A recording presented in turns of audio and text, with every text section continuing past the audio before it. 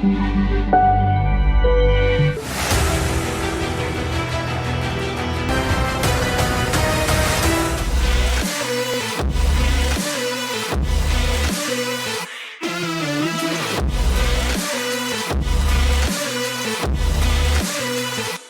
up! Gears of War is not getting a new video game, but it is finally getting a live-action movie and much more.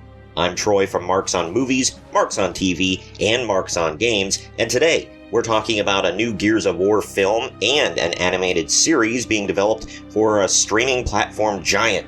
We're bringing you this news courtesy of an article on IGN.com, which you can find linked in the video description. Before we begin, please like this video, subscribe to the channel, and click the bell to be notified whenever we post new videos. We bring you new content every single day of the week, whether it's about TV, video games, movies, and of course, pro wrestling. Now, on with the story. IGN reports, Gears of War movie announced on Netflix alongside adult animated series. Streaming platform is teaming with The Coalition for the new project. Netflix is partnering with The Coalition to develop a Gears of War movie alongside an adult animated series.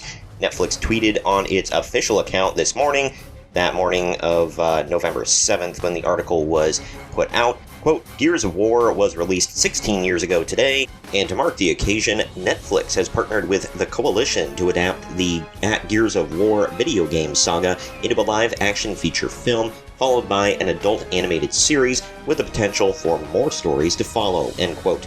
Series creator Cliff Bleszinski, who recently spoke with IGN Unfiltered, responded by tweeting, quote, oh shit, end quote. It's unclear if the project is connected to the Gears of War movie that has been stuck in development for the 15 years. Dave Bautista has been consistently attached as Marcus Phoenix, which he described as a dream role. Bautista could definitely add some major star power to this movie. Not too much hardcore acting would be required of him, but I actually think that he's improved as an actor over the past decade anyway, so that's kind of a moot point. Either way, he's still a big star coming in from the MCU.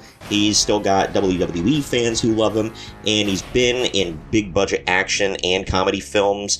So I think this could be great for both him and the movie if everyone can agree on a price. But back to the article. Netflix has found success with adaptations of properties such as Resident Evil and Castlevania, though the overall reviews have been mixed. Not really sure where IGN believes that Netflix found success with any of their Resident Evil adaptations. They all bombed, and that god-awful show that the CW would have rejected has been canceled after one single season of no one giving a damn about it. But back to the article. Xbox has found more mixed success with its own properties, with Halo being met with middling reviews and tepid fan reaction. More on that in a minute. The Gears series itself has been quiet since the release of Gears Tactics in 2020. However, a new Gears game is known to be in development. As far as the movie and the animated series, neither have a release date. So yeah, this could be huge for Netflix and really win them back some good faith if everything goes well. I'll put that caveat in there. Then again, it could backfire in their faces and cause them to hemorrhage even more subscribers. Hell, I just went over the disaster that was the Resident Evil show. The announcement of the Halo series on Paramount Plus was initially met with cheers from everyone, but then the show quickly got polarizing for multiple reasons. That's not to say it wasn't successful monetarily. I've personally only watched like 2 episodes, lost interest and everything after my initial excitement, but I've heard from others that it was actually pretty decent. I might go back and watch it eventually. Also, it was the second most watched series on the platform, behind the Yellowstone prequel 1883, which was awesome by the way, but I digress. Paramount Plus even talked about the Halo effect, where users would subscribe for Halo, but then stick around for other content on the streaming service. It only got a 52% audience approval rating on Rotten Tomatoes, and we can argue all day about whether the show stood on its own or if it was carried by the weight that the IP holds, but again, I digress. Unfortunately for Netflix, they've lost a lot of great original programs, as well as popular syndicated programs and big-budget movies over the years because of the uprising of other big streaming services. They've also been absolutely bleeding subscribers and constantly raising prices for a long time now. However, they've still got enough decent movies, rewatchable old series, as well as their own original shows like Lock and Key, Stranger Things, and The Witcher, etc., to keep people around for a while, if they keep adding more value, that is. With not only a movie, but also this animated show that might be enough to actually help Netflix gain subscribers for the first quarter in a long, long time. But again, they've got to do things the right way and do something that is apparently a novel concept nowadays, which is listen to the fans. Stick to the games, stick to the lore, stick to the source material, stray away from it very seldom, don't insert personal politics and all that crap, and you'll be just fine.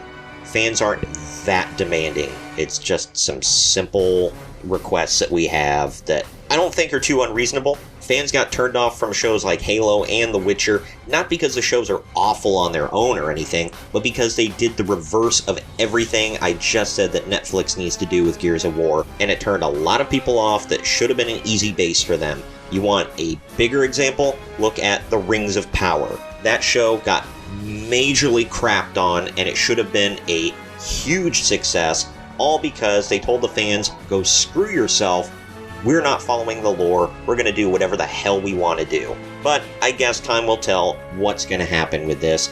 I'm hesitantly staying optimistic. You all can comment down below with your thoughts, predictions, and whether this will make you pay for Netflix if you're not already. Share this video with everyone you know, and don't forget to like the video, subscribe to the channel, and click the little bell to be notified every single time we post brand new content on movies, TV, video games, and of course, pro wrestling.